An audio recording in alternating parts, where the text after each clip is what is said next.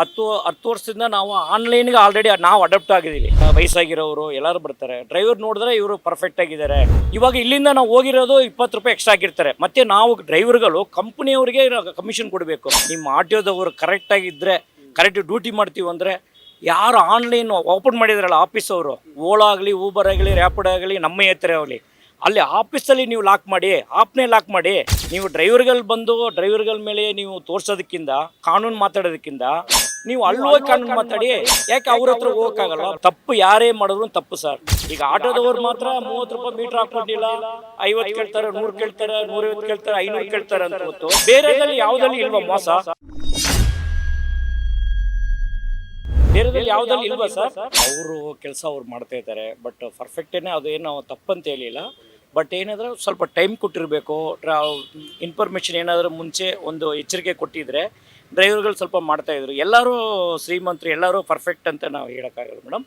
But ಕೆಲವೊಂದು ಡ್ರೈವರ್ಗಳು ಸುಮಾರು ಜನ ಕರೆಕ್ಟಾಗಿದೆ. ಸ್ವಲ್ಪ ಜನ ಅವ್ರಿಗೆ ಏನೋ ಮನೆಯಲ್ಲಿ ಪ್ರಾಬ್ಲಮ್ಮು, ಅವರು ಇದರಿಂದ ಸ್ವಲ್ಪ ಪ್ರಾಬ್ಲಮ್ ಆಗಿರುತ್ತೆ. ಬಟ್ಟು ಅದರಿಂದ ಬೇರೆ ಏನಿಲ್ಲ. ಅವ್ರ ಕೆಲಸ ಅವ್ರು ಮಾಡ್ತಾ ಇದ್ದಾರೆ. ಡ್ರೈವರ್ಗಳು ಸ್ವಲ್ಪ ಅವರು ಎಲ್ಲ ಡಾಕ್ಯುಮೆಂಟ್ ನಾವು ವೆರಿಫೈ ಮಾಡಿ ನೋಡ್ಕೋಬೇಕು. FC, ಇನ್ಶೂರೆನ್ಸು, ಎಮಿಷನ್ ಟೆಸ್ಟು, ಎಲ್ಲ ಪರ್ಮನೆಂಟ್ ರಿನ್ಯೂವಲು ಎಲ್ಲ ನೋಡಿಕೊಂಡು ನಾವು ಪರ್ಫೆಕ್ಟಾಗಿ ಇದ್ದರೆ ನಮ್ಗೆ ಅವರು ಫೈನ್ ಹಾಕಲ್ಲ. ಬಟ್ ಅವರು ನಾವು ಎಲ್ಲರಿಗೂ ಒಂದೇ ಸಮಯ ಅವರು ಫೈನ್ ಹಾಕಿ ಗಾಡಿಗಳು ಸೀಸ್ ಮಾಡ್ತಾರೆ ಅಂತಿಲ್ಲ. ಪ್ರಾಪರಾಗಿ ಯಾರ್ದು ಡಾಕ್ಯುಮೆಂಟ್ ಇಲ್ವೋ ಅವ್ರದ್ದು ಮಾತ್ರ ಅವ್ರು ಸೀಸ್ ಮಾಡ್ತಾರೆ. ಮತ್ತು ಡ್ರೈವರ್ಗಳು ಯೂನಿಫಾರ್ಮ್ ಹಾಕಬೇಕು, ಕರೆಕ್ಟಾಗಿ ನೀಟಾಗಿರಬೇಕು, ವಾರಕ್ಕೊಂದ್ಸರಿ ಸೇವ್ ಮಾಡಬೇಕು, ಹಂಗೆ ನೀಟಾಗಿರಬೇಕು. ಅವರು ಡ್ರೈವರ್ ನೋಡಿದ್ರೆ, ಈಗ ಸಾರ್ವಜನಿಕರ ಆಟೋದಲ್ಲಿ ಬಂದು ಕೂತ್ಕೊಳ್ತಾರೆ, ಲೇಡೀಸ್ ಎಲ್ಲರೂ, ವಯಸ್ಸಾಗಿರೋರು ಎಲ್ಲರೂ ಬರ್ತಾರೆ. ಡ್ರೈವರ್ ನೋಡಿದ್ರೆ ಇವರು ಪರ್ಫೆಕ್ಟಾಗಿದ್ದಾರೆ ಅಂತ ಅವ್ರಿಗೆ ಕಾಣಿಸ್ಬೇಕು. ಇವರು ನಮ್ಮ ಕರ್ಕೊಂಡೋಗಿ ಒಂದು ಜಾಗದಿಂದ ಒಂದು ಜಾಗ ತಲುಪ್ತಾರೆ. ಈಗ ಹಾಸ್ಪಿಟ್ಲ್ ಆಗಲಿ, ಮದುವೆ ಆಗಲಿ, ಏನಾದರೂ ಒಂದು ವಿಶೇಷ ಒಂದು ಆಫೀಸು ಆಗಲಿ, ಎಲ್ಲದಕ್ಕೂ ಅವರು ನಮ್ಮ ಆಟೋ ಸುಮಾರು ಜನ ನಂಬ್ಕೊಂಡಿದ್ದಾರೆ ನಮ್ಮನ್ನೇ. ಅವಾಗ ನಾವು ಪರ್ಫೆಕ್ಟಾಗಿದ್ದರೆ ನಂಬಿನ ಅವ್ರು ಬರ್ತಾರೆ. ಬಂದು ಆಟೋದಲ್ಲಿ ಕೂತ್ಕೊಂಡು ಸವಾರಿ ಮಾಡ್ತೀವಿ. ನಾವು ಏನು ಡ್ರಾಪ್ ಆಗ್ತೀವಿ, ಡ್ರಾಪ್ ಆದಮೇಲೆ ಅವರು ಖುಷಿಯಾಗಿ ಇದು ಮಾಡ್ತಾರೆ, ಎಕ್ಸ್ಟ್ರಾ ಕೊಡ್ತಾರೆ, ಥ್ಯಾಂಕ್ ಯು ಅಂತಾರೆ, ಧನ್ಯವಾದ, ಏನೋ ಒಂದು ಅವರು ಖುಷಿಯಾಗಿ ಇದು ಮಾಡ್ತಾರೆ, ಸಂತೋಷ ತಗೊಳ್ತಾರೆ ಮೇಡಮ್. ಸರ್, ಈಗ ಓಲಾ ಊಬರು ಕ್ಯಾನ್ಸಲ್ ಮಾಡಿದ್ದಾರೆ. ಆದ್ರೂ ಬುಕ್ಕಿಂಗ್ ತಗೊಂಡು ಮೀಟರ್ ಹಾಕಿ ಓಡಿಸ್ತಾ ಇದಾರಲ್ಲ, ಅದು ಎಷ್ಟು ಕರೆಕ್ಟ್ ನಿಮಗೆ? ಅದು ಏನಂತ ಸರ್, ಈಗ ಆಲ್ರೆಡಿ ಇದು ಆಪ್ಗಳೆಲ್ಲ ಬಂದು ಸುಮಾರು ವರ್ಷ ಆಗಿದೆ. ನಮ್ಗೆ ಗೊತ್ತಿರೋ ಒಂದು 10 ವರ್ಷ ಆಗಿದೆ ಮ್ಯಾಕ್ಸಿಮಮ್ ಸರ್. ಅದಕ್ಕೆ ಮುಂಚೆನೇ ನಮ್ಮ ಪರ್ಫೆಕ್ಟಾಗಿ ಡೇಟ್ ಗೊತ್ತಿಲ್ಲ. 10 ವರ್ಷದಿಂದ ನಾವು ಆನ್ಲೈನ್ಗೆ ಆಲ್ರೆಡಿ ನಾವು ಅಡಾಪ್ಟ್ ಆಗಿದ್ದೀವಿ. ಕಸ್ಟಮರ್ ಬುಕ್ ಮಾಡ್ತಾರೆ. ಕಸ್ಟಮರ್ ಬುಕ್ ಮಾಡಿದ್ಮೇಲೆ ನಾವು ಇಲ್ಲಿಂದ ಅವ್ರ ಮನೆ 1 ಕಿಲೋಮೀಟ್ರ್ 1.5 ಕಿಲೋಮೀಟ್ರನ್ನ ಹೋಗಿ ಅವ್ರನ್ನ ಪಿಕಪ್ ಮಾಡಿ, ಮತ್ತು ಅವರು ನಮ್ಮ ಲೊಕೇಶನ್ ಬಂದಿರೋ ಡ್ರಾಪ್ ಆಗ್ತೀವಲ್ಲ ಸರ್, ಡ್ರಾಪ್ ಆಗ್ತೀವಿ. ಇವಾಗ ಇಲ್ಲಿಂದ ನಾವು ಹೋಗಿರೋದು 20 ರೂಪಾಯಿ ಎಕ್ಸ್ಟ್ರಾ ಹಾಕಿರ್ತಾರೆ. ಮತ್ತು ನಾವು ಡ್ರೈವರ್ಗಳು ಕಂಪ್ನಿಯವರಿಗೆ ಕಮಿಷನ್ ಕೊಡಬೇಕು. ಫಾರ್ ಮಂತ್ ಇಷ್ಟಂತ ರೀಚಾರ್ಜ್ ಮಾಡಬೇಕು, ಡೈಲಿ ಇಷ್ಟಂತ ಕಟ್ ಮಾಡ್ತಾವ್ರೆ, ಪ್ಲಾಟ್ಫಾರ್ಮ್ ಚಾರ್ಜ್ ಅಂತ, ಇದೆಲ್ಲ ಇರುತ್ತೆ ಸರ್. ಇವಾಗ ಕೆಲವ್ರು ಏನು ಮಾಡ್ತಾ ಇದ್ದಾರೆ ಅಂದರೆ, ಆಟೋ ಸೀಸ್ ಮಾಡ್ತಾರೆ ಅಂದ್ಬಿಟ್ಟು ಮೀಟ್ರು ಹಾಕ್ತಾ ಇದ್ದಾರೆ. ಹೌದು ಸರ್.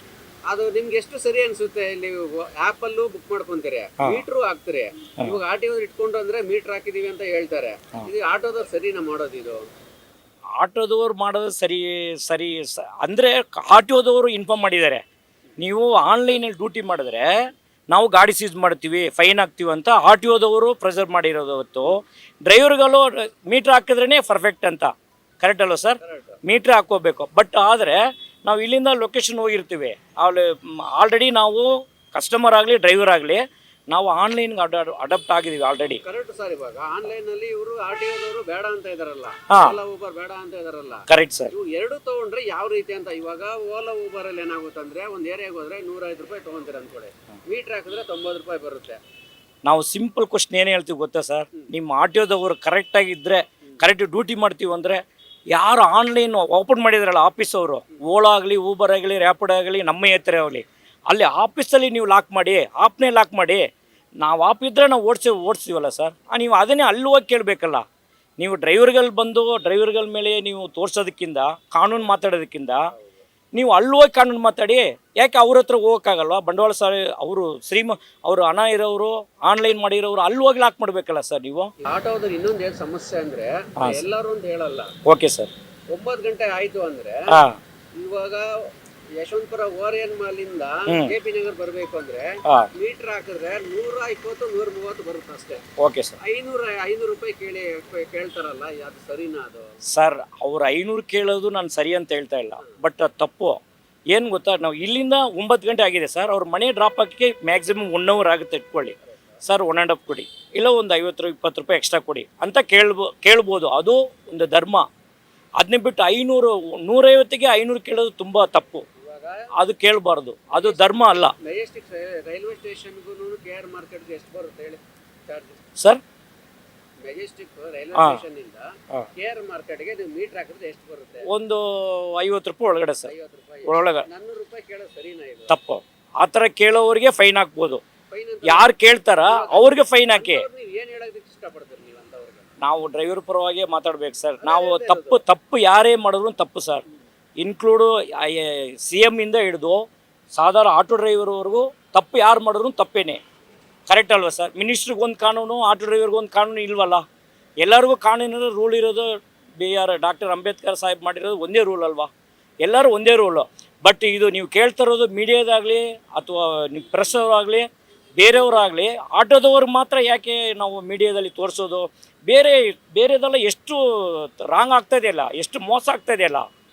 ಈಗ ಆಟೋದವ್ರು ಮಾತ್ರ 30 ರೂಪಾಯಿ ಮೀಟ್ರ್ ಹಾಕ್ಕೊಂಡಿಲ್ಲ, 50 ಕೇಳ್ತಾರೆ, 100 ಕೇಳ್ತಾರೆ, 150 ಕೇಳ್ತಾರೆ, 500 ಕೇಳ್ತಾರೆ ಅಂತ ಹೊತ್ತು ಬೇರೆದಲ್ಲಿ ಯಾವುದಲ್ಲಿ ಇಲ್ವಾ ಮೋಸ?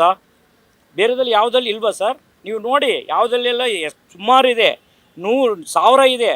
ಆದರೆ ಇವರಿಗೆ ಬಡವರು ಆಟೋ ಡ್ರೈವರ್ ಮಾತ್ರ ಏನೋ ಅವರು ಒಂದು SLCನೋ ಅವರು ಡಿಗ್ರಿನೋ ಏನೋ ನಮ್ಮ ಕೈಲಾಗಿದೆ, ಬೇರೆಯವ್ರ ಹತ್ರ ಕೆಲಸ ಮಾಡಬಾರ್ದು ಅಂತ ನಾವು ಓನ್ ಕೆಲಸ, ಇದು ಓನ್ ಡ್ಯೂಟಿ ಅಂತ ನಾವು ಬಂದಿದ್ದೀವಿ. ಕರೆಕ್ಟ್ ಅಲ್ವ ಸರ್? ನಾವು ಇಲ್ಲಿ ಯಾರಿಗೂ ಮೋಸ ಮಾಡಿ ದುಡಿಬೇಕು ಅನ್ನೋದು ಏನಿಲ್ಲ. 25 ವರ್ಷದಿಂದ ಆಟೋ ಓಡಿಸ್ತಾ ಇದ್ದೀವಿ ಸರ್, ಇನ್ನೂ ಬಾಡಿಗೆ ಮನೆಯಲ್ಲಿ ಇದ್ದೀವಿ. ಏನಾಗಿದೆ ಅಂದ್ರೆ ನೀವು 25 ವರ್ಷದಿಂದ ಓಡಿಸ್ತಾ ಇದ್ರೆ ನೀವು ಕರೆಕ್ಟಾಗಿ ನಿಯತ್ತಾಗೆ ಮಾಡ್ತಾ ಇದ್ರಿ ಕೆಲಸ. ಹೌದು ಸರ್. ಹೊಸದಾಗಿ ಬಂದಿರ್ತಾರಲ್ಲ ಅವ್ರದ್ದೇ ಬಂದಿರೋ ತಲೆನೋವು ಸರ್. ಅವರು ಬೇರೆಯವರು, ನಾವು ಕರೆಕ್ಟಾಗಿರೋರಿಗೆ ನಾವು ಸಪೋರ್ಟ್ ಮಾಡ್ತೀವಿ ಸರ್. ತಪ್ಪು ಮಾಡೋದೇ ಯಾರೇ ಇದ್ರೂ ತಪ್ಪೇ ಇಲ್ವಾ ಸರ್? ನಾವು ಕ್ಲಾಸ್ ಕೊಡ್ತೀವಿ. ನಾವು ಯಾರು ನಮ್ಮನ್ನು ಹುಡ್ಕೊಂಡು ಬರ್ತಾರ, ನಮ್ಮ ಹತ್ರ ಫ್ರೆಂಡ್ಶಿಪ್ ಇರ್ತಾರ, ಅವರಿಗೆ ನಾವು ಕರೆಕ್ಟಾಗಿ ಕ್ಲಾಸ್ ಕೊಡ್ತೀವಿ. ಕರೆಕ್ಟಾಗಿ ಯೂನಿಫಾರ್ಮ್ ಹಾಕಬೇಕು, ವಾರಕ್ಕೆ ಒಂದ್ಸರಿ ಸೇವ್ ಮಾಡಬೇಕು, ಡಾಕ್ಯುಮೆಂಟ್ ಪರ್ಫೆಕ್ಟಾಗಿ ನೋಡ್ಕೋಬೇಕು, ಪ್ಯಾಸೆಂಜರ್ ಹತ್ರ ಯಾಕೆ ಮಾತಾಡಬೇಕು, ಮತ್ತು ಎಕ್ಸ್ಟ್ರಾ ಮಾತಾಡ್ಕೂಡ್ದು, ಅವರೇ ಕೊಟ್ಟರೆ ಖುಷಿಯಾಗಿ ತೊಗೋಬೋದು ಸರ್. ಅಂದ್ರೆ ಆಟೋ ಡ್ರೈವರ್ ಅಂದ್ರೆ ಶಂಕರ್ ನಾಗ್ ಅಂದ್ರೆ ಆಟೋ ಡ್ರೈವರ್. Correct sir. ರೀತಿಯಲ್ಲಿ ನೋಡೋದು ಆಟೋ ಡ್ರೈವರ್ನ. ಹೌದು ಸರ್. ಇವರೇ ಈ ತರ ಮೋಸ ಮಾಡಿದ್ರೆ ಏನು ಅಂತಾನೆ ಗೊತ್ತಾಗಲ್ಲ ಸರ್. ನಾವು ಅದು ಒಂದು ಎಲ್ಲ ಕಡೆನೂ ಇಲ್ಲ ಸರ್, ಕೆಲವೊಂದು ಪ್ಲೇಸ್ ಇದೆ, ಆ ಪ್ಲೇಸಲ್ಲಿ ಮಾತ್ರ ಆ ಥರ ಕೇಳ್ತಾರೆ ಹೊತ್ತು. ಬಟ್ ಬೆಂಗಳೂರಲ್ಲಿ ಫುಲ್ಲು ಎಲ್ಲ ಡ್ರೈವರ್ಗಳು ತಪ್ಪು ಮಾಡ್ತಾರೆ ಅಂತ ಇಲ್ಲ, ಎಲ್ಲರೂ ಆ ಥರ ಇಲ್ಲ ಸರ್. ಯಾರೋ ಸಮ್ ಪೀಪಲ್ಸ್ ಅವ್ರನ್ನೇ ನೀವು ಲಾಕ್ ಮಾಡಿ ಸರ್, ನಾವು ಅದಕ್ಕೇನು ಅಬ್ಜೆಕ್ಷನ್ ಮಾಡೋಂಗಿಲ್ಲ. ಅಬ್ಜೆಕ್ಷನ್ ಮಾಡಬಾರ್ದು ಸರ್. ನಮ್ಮ ಕಡೆ ಬಂದರೆ ನಾವು ಏನು ಅವ್ರಿಗೆ ಕ್ಲಾಸ್ ಕೊಡಬೇಕಾ, ಅವ್ರನ್ನ ಹೆಂಗೆ ಪ್ರಾಪರ್ ಇರಬೇಕು, ಡಾಕ್ಯುಮೆಂಟ್ ಹೆಂಗೆ ನೋಡ್ಕೋಬೇಕು, ಗಾಡಿನೇ ಹೆಂಗೆ ನೀವು ಇಟ್ಕೋಬೇಕಂತ ನಾವು ಅವ್ರಿಗೆ ಕ್ಲಾಸ್ ಕೊಡ್ತೀವಿ. ನಮ್ಮ union ARDO auto rickshaw drivers union ಮುಖಾಂತರ ನಾವು ಒಂದು ಮೆಂಬರ್ ಸರ್. ನಮ್ಮ ಕಡೆ ಯಾರು ಫ್ರೆಂಡ್ಶಿಪ್ ಆದರೆ ನಾವು ಈಗೆಲ್ಲ ಇರಬೇಕಂತ ಅವರಿಗೆ ನಾವು ತೋರಿಸ್ಕೊಡ್ತೀವಿ ಮತ್ತು ಅವ್ರಿಗೆ ಕಳಿಸ್ಕೊಡ್ತೀವಿ.